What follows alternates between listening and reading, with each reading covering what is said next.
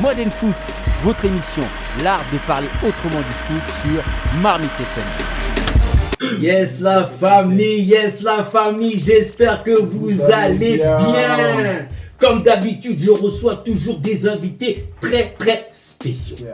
Le prestige. Non, spéciaux. Donc là, avant de vous le présenter, je suis là avec toujours mon acolyte Lamson. Comment tu vas, Lamson? Très bien, TJ, et toi? Ouais, ça va. Alors, on va commencer comme notre rituel. Vous savez, notre rituel, on va vous dire bonjour dans toutes les langues. Donc, bonjour, bonsoir, où que vous soyez dans le monde, beauté. Salam alaikum, Shabbat shalom, Nengedev, hello, bonjour, ça vous fait comme il est. WhatsApp la famille, bienvenue sur Modern Foot sur Marmite FM, la radio numéro des Yvelines. Yes la famille. Donc, sans plus tarder, je vais vous présenter notre invité qui est là.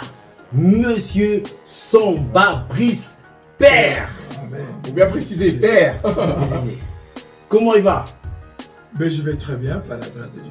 D'accord, c'est vrai que je viens d'oublier. Lamson, tu vas dire bonjour comment aujourd'hui? J'avais essayé en finlandais, mais c'était dur.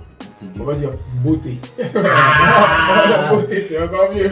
Là, tu veux t'assurer la bienveillance Voilà, de notre comme invité. Donc là, tu lui coupes quand même les chips sous le pied.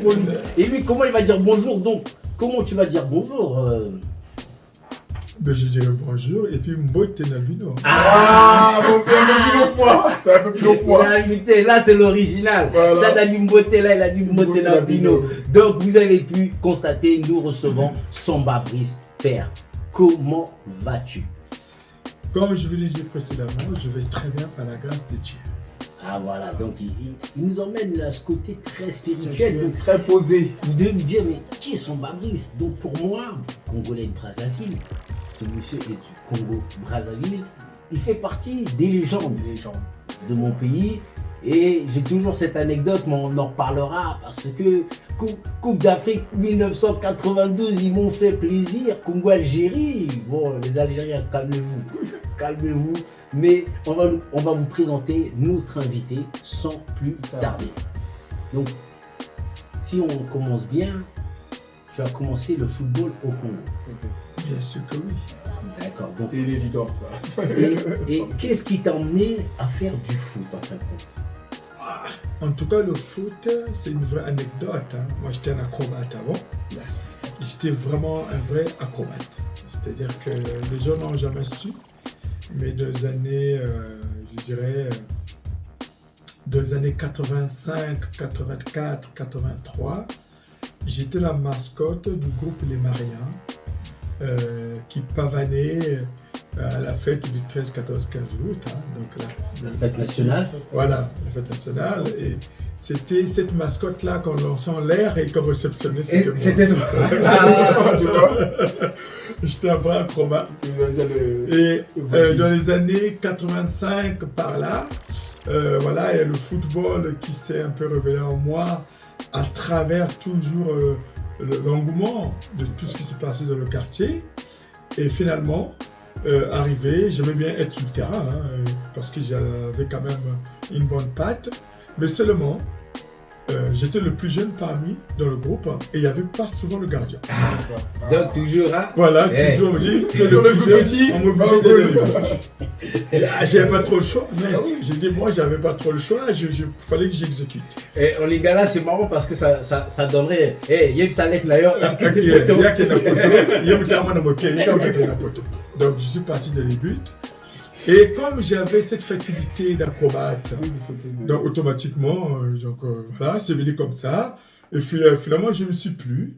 Et j'y suis resté jusqu'à ce que je devienne un gardien confirmé. Confirmé et professionnel. Totalement. Donc, quand je vois bien, puisque tu commences donc au Congo, chez les Diables Noirs, Timba Tsakala. Non, je ne commence pas chez le Diable Noir. Je commence en 84, si j'ai bonne mémoire, si je ne me trompe pas, mais à une année près peut-être, avec Super VA. D'accord. Super VA, c'est un petit club de deuxième division. Le président, c'était un certain Mbemba, qui habitait aussi au plateau de 15 ans. D'accord. Donc il était entraîné où le gardien de Kotoko, Nkoukouma Pro, qui était un des meilleurs amis de mon président, venait de temps en temps dans notre équipe à nous, Super VA, qui s'entraînait au 8 mars dans la Rimco, donc le terrain du collège 8 mars, qui venait me faire des séances de spécifiques de Gadebi. D'accord. Et on s'est resté là-bas jusqu'à l'âge de 13, 14, 15. À 16 ans, je suis parti à Kotoko, Domfoa. À Kotoko Domfoa, je suis resté une année. Et après, je suis parti au Diable. Et là, c'est le grand bain. Voilà. Et là, il aime bien ça, tu sais. Là, c'est le grand bain parce que bon, je suis un enfant de Bakongo. Hein, même si mon cœur penche pour Kara, puisque mon père a évolué c'est pas loin. à Kara. Mais pour un enfant de Bakongo, on sait que les Diables Noirs, c'est très important. C'est une équipe très très importante. Donc, et il y a un poids en fin de compte. Si tu veux, la mine, pour te situer un peu, Diable Noir, ça serait un peu comme un Marseille. Voilà, tu vois. c'est l'équipe de Vraiment, leader. les gros clubs du Congo, tu vois. Parce qu'il y avait Kara, il y avait Étoile du Congo. C'était un peu, tu avais 3 gros clubs. Mais moi, les Diables Noirs, il y a une ferveur spécifique. Il y avait une ferveur spécifique. Et je pense que tu as joué avec Bakekolo Kwakara. Oui, non. En tout cas, non. J'ai loupé de jouer. Parce que quand j'arrive à Diable Noir, Bakekolo part en Europe. Par contre, j'ai eu la chance de jouer avec Mbemba Tostao. Ah, Tostao. Ouais, il y avait des noms comme Oui, ça. non, ils avaient tous des petits noms J'ai eu comme la ça, chance tu de jouer vois. avec Mbemba Tostao. J'ai la chance de jouer avec Koufia. J'ai la chance de jouer avec Masolo Bartos. Vraiment, à cette époque-là, il y avait de bons joueurs. Il y avait des bonnes équipes. À mon âge, j'ai eu la chance de côtoyer ces joueurs. Maintenant, est-ce que c'était pas une grosse pression de se retrouver quand même dans un des plus gros clubs congolais qui avait quand même une ferveur particulière puisque tu arrives là-bas, tu es quand même jeune. Oui, je suis très jeune.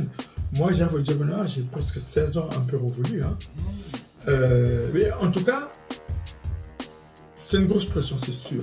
Mais le fait est que je sois passé de l'âge de 5 ans jusqu'à l'âge de 13 ans, vraiment en étant un vrai acrobate, ce challenge était en moi. C'est-à-dire que j'aimais me faire valoir naturellement devant une foule.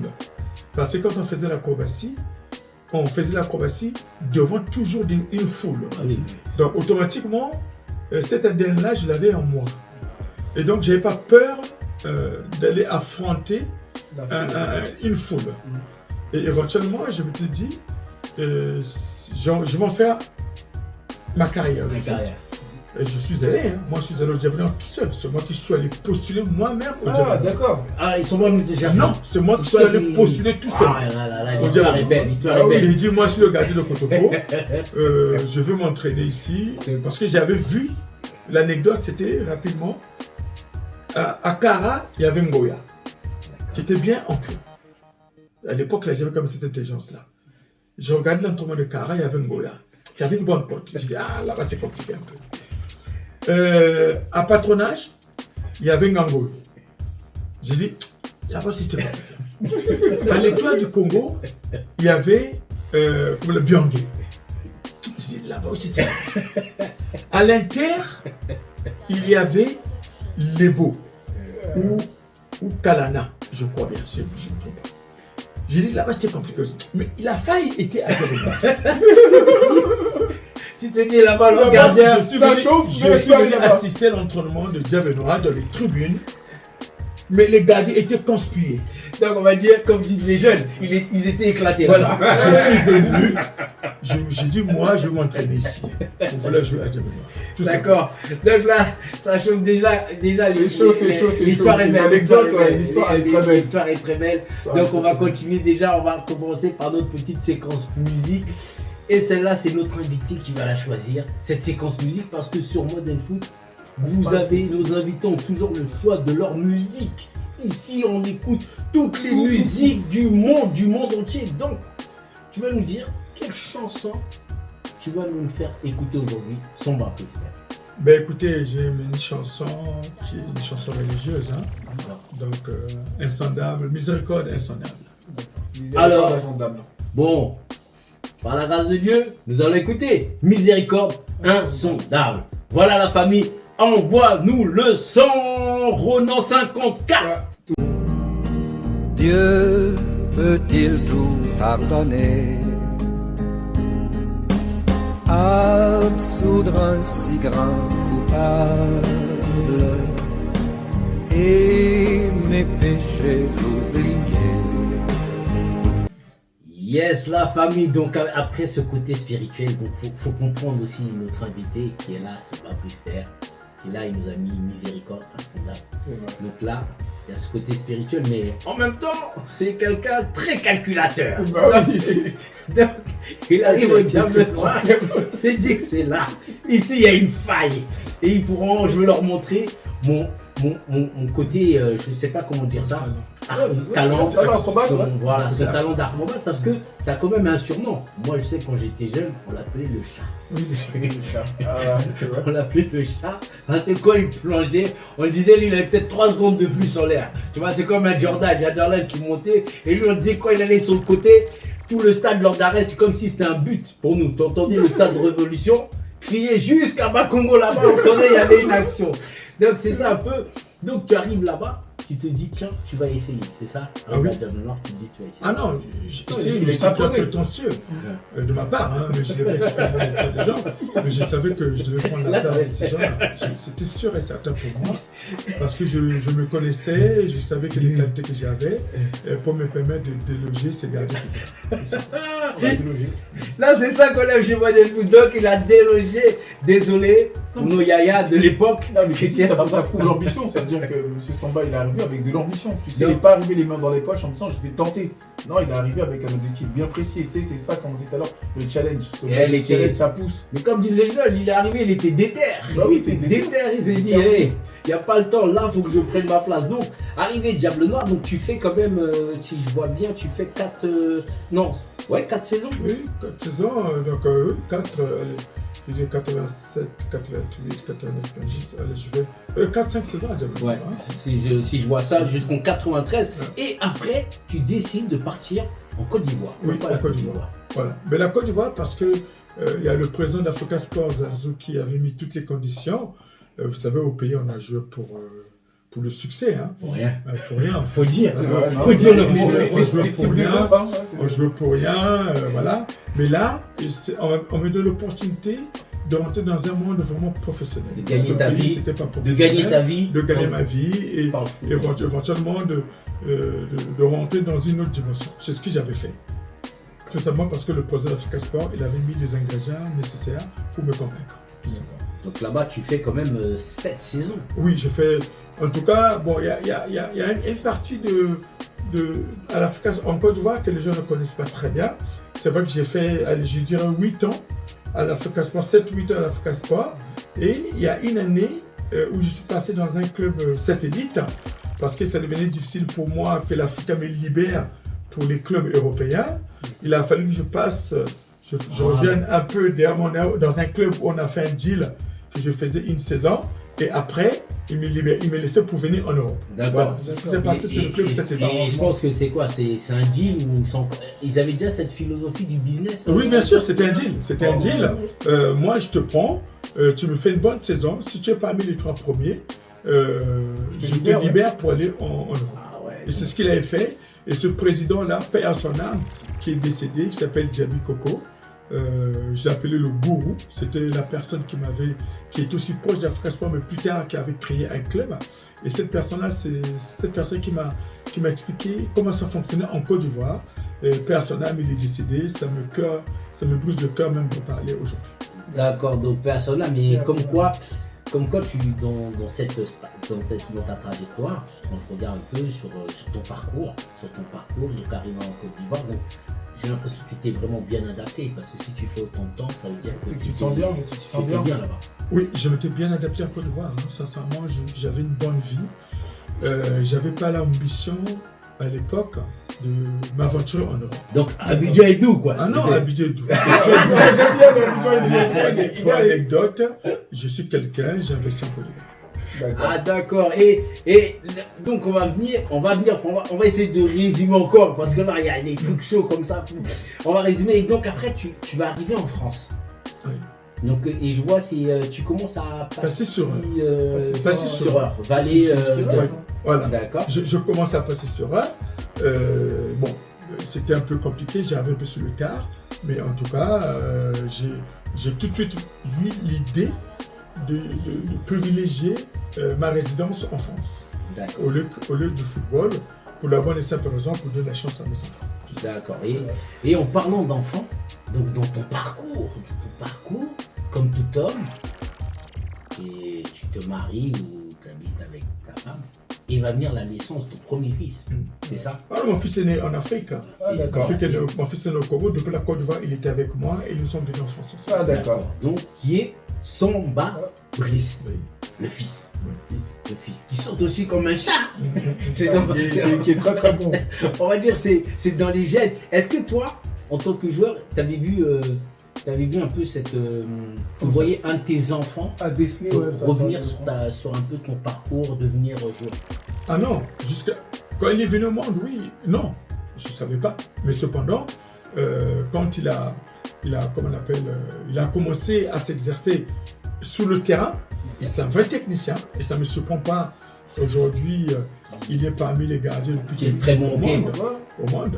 Et aujourd'hui, il joue bien au pied. Et moi, dans ma vision, je me disais, le poste de gardien de but est tellement difficile. Je ne souhaitais pas que mon fils devienne gardien de but. Mais je l'ai incité à jouer sur le terrain. Oui. Mais qui aurait cru? En fait, lui, il aimait le gardien de but. Et non, il a vu son papa. Voilà. Il avait ça. Il m'a vu aussi parce qu'en France, il m'a accompagné un peu dans les matchs que je jouais en DH à l'époque de la réserve d'équipe de Passy-sur-Eure. Il m'a accompagné. Mais vraiment, sinon au début, non, mais après, oui. Après, j'ai dit qu'il avait quelque chose. Le fils de la légende, et on va parler, pourquoi on parle de lui, c'est que c'est Samba Brice qui est aujourd'hui en équipe de France. Et pourquoi en équipe de France? Pas en équipe du Congo-Brazzaville. Gardien de but, Alphonse Areola, Mike Maignan, Brice Samba. Les gens se posent des questions. Mais on va adoucir tout ça avec un petit son de Nixia Akaniki, un membre de la BOM. Cocktail pour les amoureux. On vous envoie un petit cocktail. C'est parti balance la sauce. La rue a mauvais goût, mais toi je te parle comme un cocktail. Sur tous les terrains, bébé, tu es titulaire. C'est quoi ta recette? Je suis tombé dedans. Lieutenant d'amour, lieutenant Bolívar. La rue a mauvais goût, mais toi je te parle comme un cocktail. Sur tous les terrains, bébé, tu es titulaire. C'est quoi ta recette? Je suis tombé dedans. Lieutenant d'amour, lieutenant Bolívar. Je te donne un peu d'amour, un peu de l'obolingo. Je te donne un peu d'amour, un peu de l'obolingo. Je suis ta drogue, je sais comment faire. Quand elle mélange le cocktail, il est sévère. Je vais me faire désirer donc doucement, doucement. Faudra t'approcher donc doucement. La rue a mauvais coup, mais elle plutôt addictif. La typère est en place, c'est ça qui fait la diff. C'est pas toi qui l'as choisi, non. Yes la famille, donc après ce son de Nixia Akaniki, cocktail, voilà, l'album il est disponible sur les plateformes, téléchargement, tout ça. Alors, je reviens parce que beaucoup de gens se posent des questions. J'ai même des attaques sur les réseaux auxquelles je suis obligé de répondre parce qu'il y a trop de fausses choses qui sont dites sur les réseaux. Beaucoup de gens relayent du faux. Voilà, beaucoup de faux. Vérifiez la véracité de vos propos, c'est très important, surtout pour l'intégrité d'un homme. Et je dirais surtout la communauté, allez, comme on dit, africaine, subsaharienne. Mais voilà, non, franchement, sur les réseaux, faites attention à ce que vous dites et ce que vous publiez. Prenez vraiment la véritable information. Parce que pourquoi j'en viens là? C'est qu'aujourd'hui, cette légende du foot congolais, de Congo-Brazzaville, qui a joué pour rien du tout. Donc qui a joué et qui avait, je veux rentrer d'abord avant de revenir à l'Assemblée, je me rappelle de ce match Coupe du Monde 1992 à Dakar. Congo-Algérie, et moi je suis à l'école dans la cour. Coupe d'Afrique, Congo-Algérie, je suis dans la cour où ça chambre. Les Algériens disent les Congolais, vous savez pas jouer, vous êtes des gars, vous êtes sûrement dans la forêt, les bonobos, on entend tout. On rigole, ça taille, on rigole de partout. Et ce jour-là, Et tu es dans les Gaules. Oui, parce que j'avais fait mes preuves en qualificatif déjà. Le match qui m'a révélé, c'est le match à Lilongwe au Malawi. On avait dit que j'étais devenu le monument de Lilongwe. J'étais jeune, j'avais, je sais pas, 19 ans. Et c'est ce match-là qui m'avait révélé. Et depuis là, j'étais resté de but jusqu'à la CAN. D'accord. Et donc, ce match, pour moi, il est important parce que je l'ai regardé. On est mené 1-0. Et je me rappelle comment Tsumumbele prend la balle pour faire la touche. Ça, c'était déjà, parce que les gens parlent souvent du Brésil, Cafu, qui faisait des longues touches. Mais nous, on avait déjà des joueurs qui faisaient ça. Il apprend du main. Je ne sais pas si c'était une pomme qu'il apprend. Et il fait une longue touche. Et je ne sais même plus c'est qui marque le but d'égalisation. C'est Thibautin qui marque. Bon, pour rectifier juste quelque chose, on n'était pas mené, mais nous, on menait l'Algérie. Et l'Algérie avait égalisé. C'est l'Algérie qui avait égalisé. Ouais, d'accord, c'est ça. Donc, mais je me rappelle ce but de la touche, quand il prend le ballon. J'ai dit, qu'est-ce qu'il va faire? Il nous fait une touche pour faire les idées, comme ce que faisait souvent Cafu, tout ça, l'équipe du Brésil. Et là, nous mettons ce but qui était magnifique. Donc, c'est cette petite anecdote qui reste dans c'est une bonne anecdote, en plus, c'est touchant, tu vois. Qui reste dans mon cœur. C'était une bonne expérience. Et puis, c'était après plusieurs années sans que le Congo ne participe à une CAN. Et que c'était la première 12 ans après ou 14 ans après, je pense, ou même plus, si je ne me trompe pas. La disette. Et voilà, c'était vraiment une bonne CAN. Et toujours, en étant africain, les choses sont toujours pas très bien organisées. Exactement. Il y avait beaucoup de failles dans ça. Même arrivé en quart de finale, nous sommes arrivés en quart de finale parce que je crois que le destin l'avait déjà prédit. Mais sinon, je pense que c'était un super parcours. C'est pour ça que je reviens en même temps, comme on n'a pas beaucoup de temps. Le temps, c'est grêle. Donc c'est pour ça maintenant, il y a ton fils, Samba, qui aujourd'hui a été sélectionné en équipe de France. La question qui se pose, c'est pourquoi n'a-t-il pas été sélectionné pour le Congo? Voilà, il y a ça. Même s'il y a eu des approches. Il y a eu beaucoup d'approches et c'est là où beaucoup aiment parler d'argent. Et j'aimerais que tu puisses répondre à ça. Parce que quelquefois, c'est même pas l'argent, c'est l'approche en elle-même. Comment elle est faite. Voilà. Comment elle est faite. La démarche. Parce qu'une démarche, juste pour faire la démarche, c'est pas une démarche qui te valorise et qui valorise le travail que l'enfant a fait, donc ce qu'il va apporter. Là, c'est important. Parce que les gens, ils sont dans une logique, disent, là, son père a fait ça, lui, il va jouer. Donc, je vais te laisser nous répondre. Non, mais la réponse est très simple. Regardez, on ne va pas aller très loin. Brice n'a jamais connu une formation en Afrique de footballeur. Mon fils, ce qu'il connaît comme formation, c'est en Europe, où les choses sont carrées, les choses sont dans la vision, les choses sont préparées. Et dans les conditions qui n'a jamais connu une autre condition que les conditions de l'Europe. Donc aujourd'hui, même, comme disait mon frère à côté, l'approche même déjà est faussée. Après, vous savez, les Congolais, nous on a un problème, on aime bien dénigrer les gens qui avancent. Ah bon? Il n'y a pas que les Congolais. Moi, je parle du Congo que je maîtrise. Il y a les Guinéens aussi. Moi, je n'ai pas vécu en Guinée. Je peux peut-être parler des Ivoiriens. Puisqu'aujourd'hui, même si les Ivoiriens ont eu des approches pour récupérer Brice en Côte d'Ivoire, c'était très avancé, bien avancé. Mais Brice a l'idée de ne connaître que la formation européenne. Il a toujours décliné ces offres-là. Il a toujours décliné même pour le Congo parce qu'il a entendu par le retour des joueurs qui partaient en équipe du Congo, comme quoi que l'organisation était nulle. Nul à chier, excusez-moi l'expression, mais nul à chier. Bon, toi, tu as quand même été en équipe nationale. C'est pour ça qu'à un moment, c'est important. Mais toi, comment ils t'ont approché? Est-ce qu'à un moment, ils t'ont approché et essayer de te faire comprendre, tiens, on a besoin de ton fils, comment il peut venir, tu vois, je sais pas si tu comprends la manière dans laquelle je veux te le dire. C'est pas juste te dire, oui, ton fils... Je comprends. Donc voilà. Moi, ils m'ont approché, c'est vrai, Mais quand ils m'ont approché, moi, j'ai ouvert la porte. À tous les gens qui m'ont approché sur Brice, personne ne pourra dire que j'avais dit vous ne ferez pas mon fils. Jamais. Au contraire, c'est moi qui les ai emmenés vers mon fils. C'est moi qui ai pris mon fils. Quand il était à Marseille. Voilà, c'est moi qui ai doublure de Steve Mandanda. Voilà, j'arrive.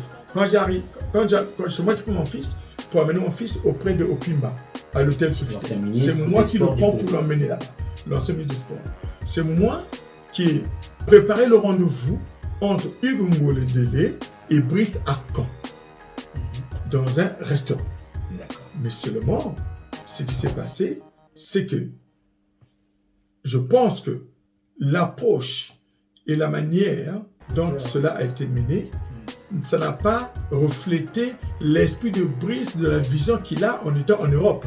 Donc il se disait, je peux me mettre dans une situation plus compliquée que je ne suis peut-être en Europe.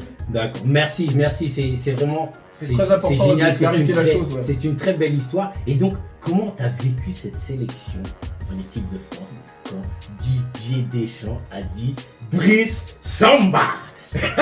En plus, ça vient en premier, les gars. En tout cas, c'était une grande émotion. Brice Très grande émotion Samba. pour la bonne et simple raison que moi personnellement, t'as lâché de larmes, j'espère. Je savais, pardon, non, cette fois-ci non. Il a contrôlé. Non, cette fois-ci j'ai contrôlé. Il aurait espéré lui qu'il voit mon larme, mais j'ai pas pu parce que moi, depuis que mon fils a fait le choix de venir garder le but, où j'ai accepté de l'accompagner finalement, je savais de quoi il était capable. D'accord. Ça surprend les gens, mais moi ça ne me surprend pas. Et j'ai toujours dit à mon fils, si tu n'y arrives pas au football, la faute ne reviendra qu'à toi-même, pas à ce qui est en toi. Donc il faut que tu mettes un gradient autour de toi pour que tu puisses aller là où tu dois arriver. Et moi, connaissant les qualités de cet enfant-là, je n'étais pas surpris qu'il soit appelé et après d'avoir démontré de quoi il était capable en championnat de France. C'est vrai parce que dit, moi qui suis supporter de l'OM, j'ai toujours kiffé Brice Samba. Son départ, je ne vais pas mentir, ça m'a fait mal. Surtout qu'après on se prenait des comment ça s'appelle, l'ancien goal qui était nul. Et je me disais, on a préféré Pelé. Il était super nul. On a pris un espèce de, je sais pas d'où est-ce qu'il venait, de quel pays l'autre là. Il s'est pris à 6, je sais pas combien là, contre une équipe de nationale là. Ça m'a fait super mal. Le départ de Samba Brice, tout le monde à Marseille te dira, tout le monde l'a pris comme une trahison. Ils étaient choqués. Et à l'époque, ça avait gueulé à la commanderie. Tout le monde avait commencé à dire, s'il part, ça va mal se passer. Ouais. Il est parti et tu regardes bien. Dans ses abonnés, à Samba Brice, le papa il est là, il peut regarder. Il a plein de supporters de Marseille.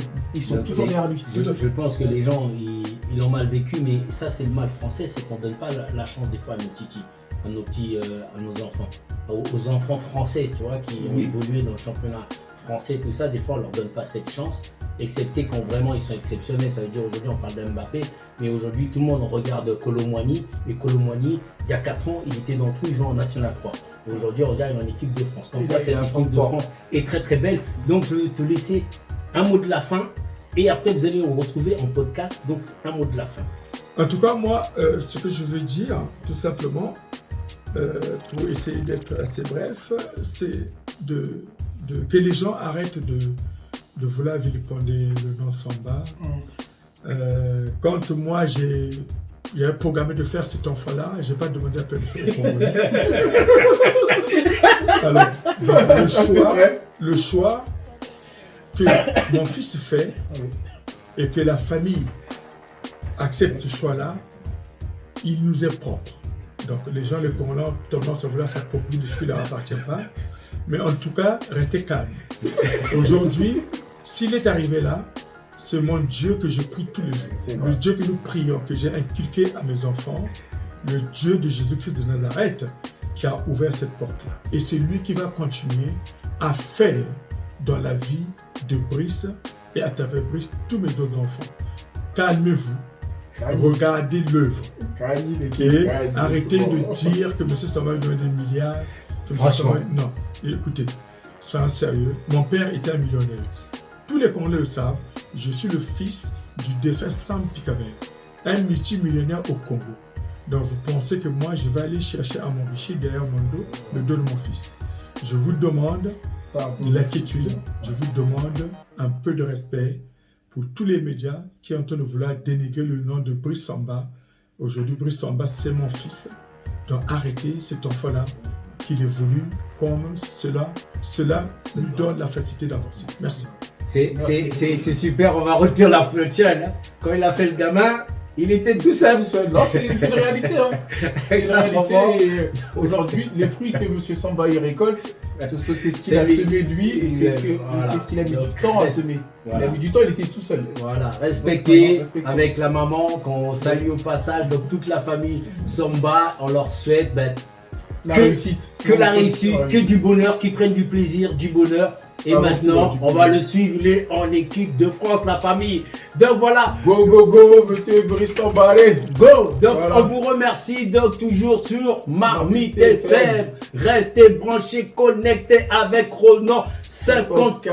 Toujours à la manette. À la manette. Et je fais une dédicace pour Noémie. Voilà, dédicace à Noémie. Allez, c'est parti. À très bientôt sur Marmite FM. Ciao la famille. Modern Foot, votre émission, l'art de parler autrement du foot sur Marmite FM.